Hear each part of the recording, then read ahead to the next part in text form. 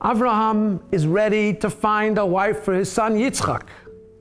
And he sets up an interesting set of instructions for his main servant Eliezer. He says, I want you to get a wife for my son Yitzchak from my home country. Don't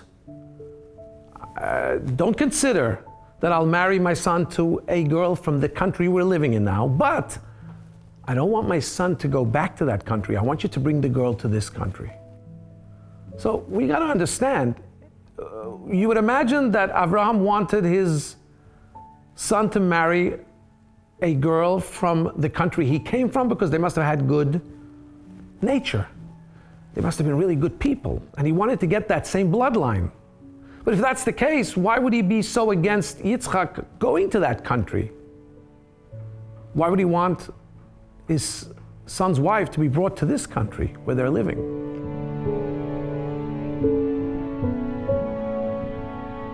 And the answer is because really, nature and nurture?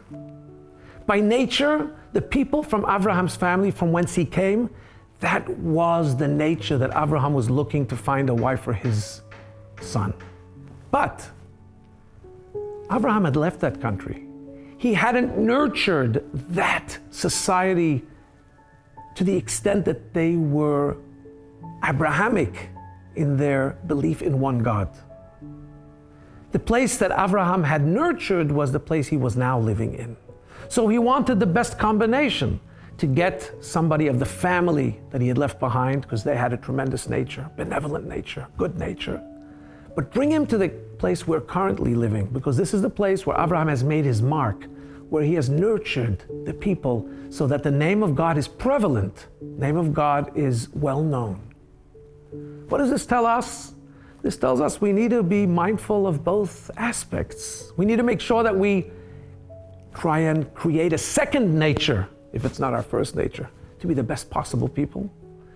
And it's important to spread and create an aura and to be mindful of what atmosphere we are living in.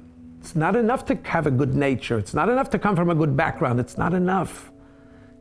To come from somewhere good, you need to make sure that you are now enveloped or creating an atmosphere that is going to be godly, that's going to be benevolent, and that's going to make the best dwelling place for God possible here on earth. Moment